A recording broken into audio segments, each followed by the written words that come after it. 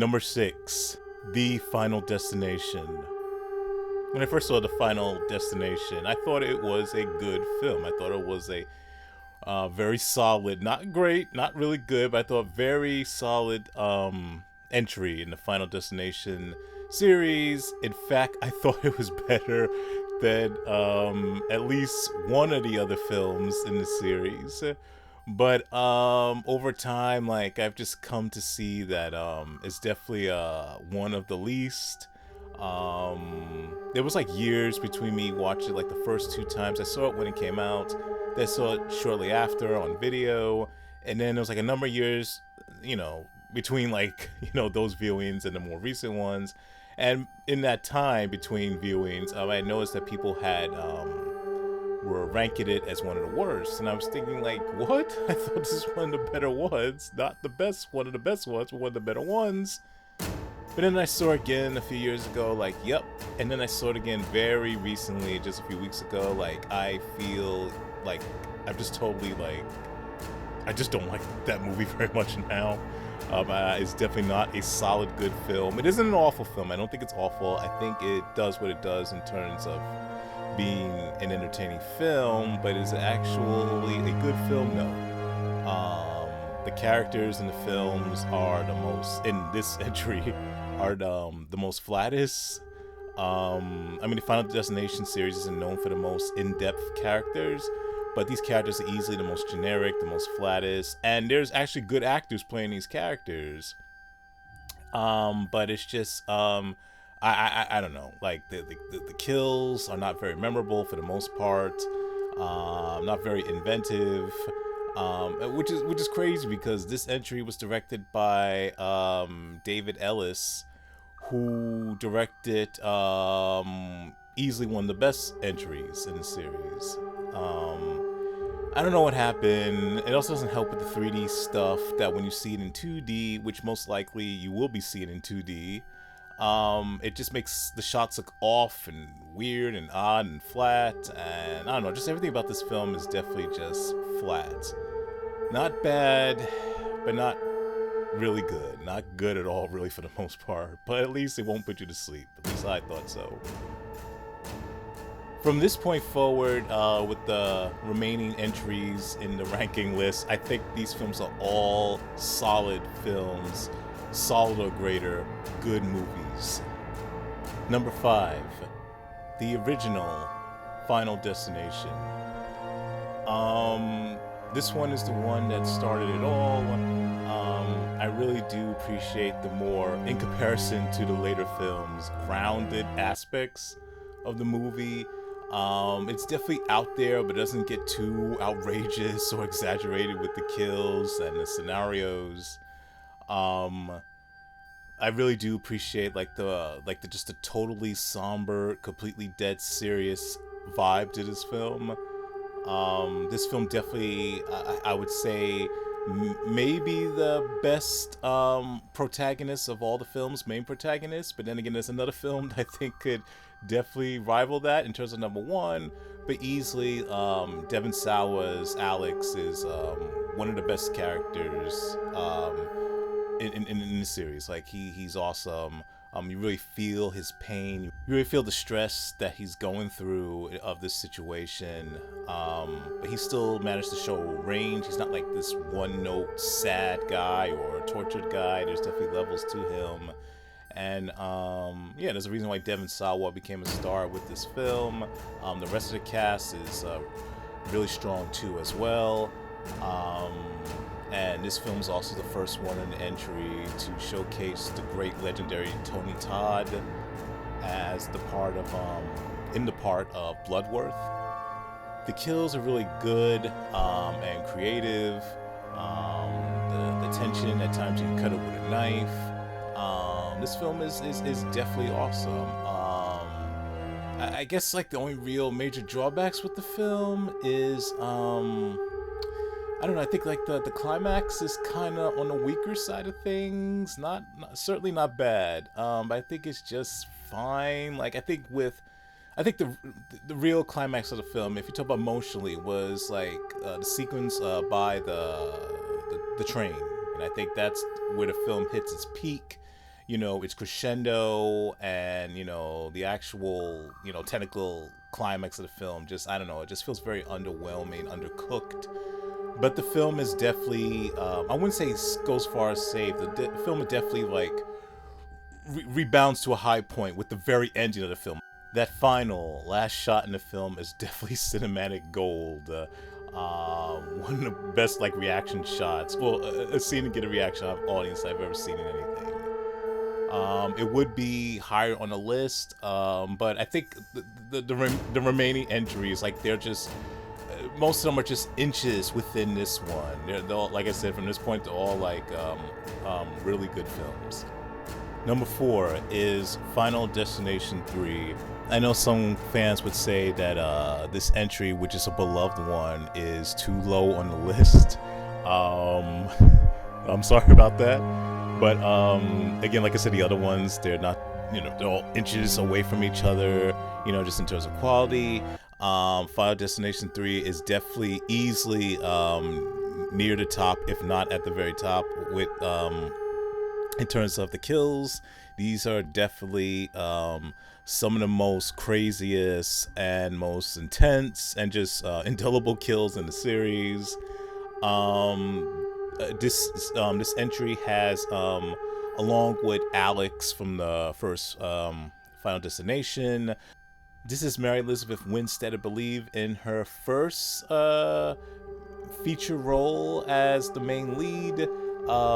And you can see why later she became a star, because she's just really great in this film. You just empathize with her character from the jump, and yeah, you just want her to get out of this situation so badly that you know that ultimately she's not going to get out of. But besides her character and the male lead as well, I don't care for any of the other characters. That is definitely a major weakness with this film. The other characters, they're either annoying or they're just cardboard cutouts, cannon fodder waiting to be slaughtered by the Reaper. And the opening of the film to me is one of the weaker openings. It's certainly not weak. It's well done, but when you compare it to the openings, the two very unforgettable openings of the first Final Destination, and particularly the second, it just falls short. And the climax of the film is not the strongest. I do think it's a little bit better than the climax of the original Final Destination, but it's just not all that memorable, all that engaging. But it certainly isn't bad. But the film does rebound, not to the same levels as the first Final Destination, the very ending. But yeah, the final sequence, in the subway car and the subway train is it definitely ends things on a solid note. Wish I could have put a little bit higher. Maybe over time I will. But for right now, it is where it is for now. Number 3, Final Destination 5. The thing about the fifth Final Destination that makes it stand, tall amongst the other films in the entry is the ending. Endings are very, very, very important to me, and this Final Destination Part 5 has the best ending. No other ending in the series beats this ending. The ending is one of the few times I was genuinely shocked while I was watching something in the theater. Usually I can see what's happening in the film. It doesn't take that long for me to know where a film is going. It doesn't take that long for me to know how a film's going to end. This I did not see coming. In hindsight, I don't know how I didn't. The clues were definitely there from almost the very beginning. But yeah, the ending of this film is some really, truly just knock you on your ass type of shit. And it definitely recontextualizes the movie, the ending. For the ending alone, it would definitely be one of my favorite ones. But this film also boasts some great kills. Definitely one of the best openings in the series. And the characters on the better side of things now. Maybe not the best character work across the board, but definitely easily one of the best, group of characters in this. And this one also has Tony Todd appearance in it as well, so that's never a bad thing. It's always a great thing. And yeah, definitely one of my favorite ones, part 5. And it's just a little bit above part 3. I think if it wasn't for the strength of the ending of part 5, basically the opening of this film and the ending of this film puts it over part 3.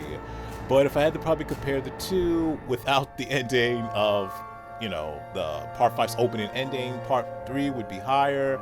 But, the endings are great. The endings are there. And if I have to compare the films as a whole, part 5 is a little bit better than part 3. Number 2, Final Destination 6. I don't know, like for now it's number 2, even though it could be, I don't know, probably should be tied with part 5. But yeah, I need to see it again. I always saw it once. I saw it at an advanced screening about a few weeks before it was released, a few weeks ago. I was really, really impressed with it. Maybe because my expectations were pretty low. When I first heard about Final Destination 6 being made, I thought it was a terrible idea. I'm like, come on, like, just know when to quit. Part 5 was perfect. It was a great way to cap off the series. But then when I saw it, I was like I said, I was really impressed. Now, again, that could have been due to low expectations, and I need to see it again. And when I see it again, maybe it'll be lower on the ranking.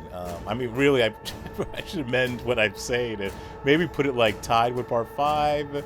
That's a more accurate one to say until I see it again, because the kills are memorable, they're magnificent. That opening's easily one of the best ones on the same level as, the best films in this series in terms of just unforgettable openings. But the climax is still kind of weak. Like, it's not weak, but it's definitely not as strong as it could be. Definitely better than some of the other weaker films in regards to like their climaxes, but I expected more. And the film was very similar to part 1 in that it hit an emotional crescendo in the set piece before the climax. But still, it's just, I thought it was really well done. The characters are easily some of the best in the series. There's definitely some attempt at making them a little more complex than usual. I like the whole family dynamic. The plot, I think it's like really good. Maybe could have been executed a little bit better, but I do really like the idea of like the whole generational thing with death following, the family members, and trying to tie up loose ends with everyone who's involved with a particular incident. And of course, like that scene with Tony Todd, if you've seen it, you know what I'm talking about. Like, it's just some really like heartfelt stuff. It really is.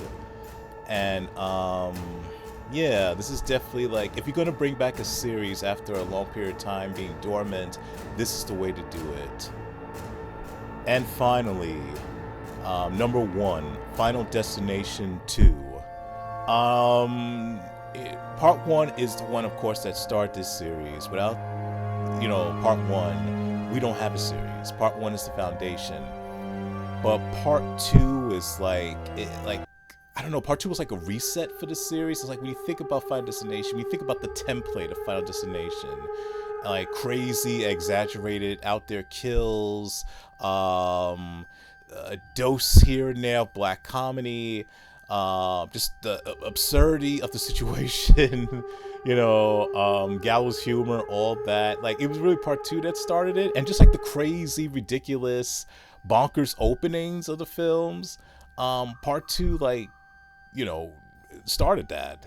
It kind of was a reset for the series in the same way that T2 was a reset for, the Terminator series, or that Aliens was a reset for the Alien series.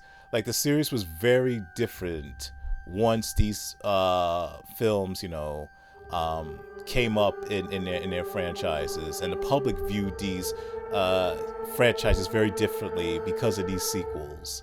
And Final Destination, I still see the template the subsequent films have used. Like, they don't generally go to Final Destination 1. They generally use the tone and the feel and like I guess the story execution and kill execution of the second Final Destination. That opening is an all-timer.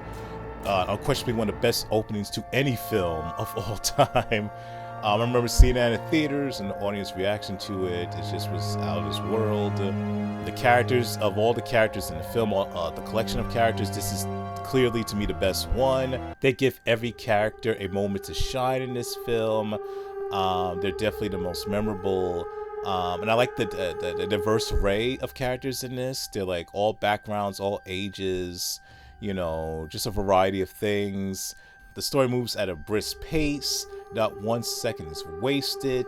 It's tight, it's tense. And even the climax of the film is not weak. Again, I probably wouldn't say it's the strongest. If there's any like weak spot in this film, I would say the climax could use a little more punch. But it still is like solid, and the very ending, and I would say probably all these films endings with the exception of part 4, you know, they definitely leave an impression. So yeah, Final Destination 2 is the best Final Destination film to me. I've seen all the films very recently, and part 2 still stands tall. I thought it was the best one then, I still think it's the best one now.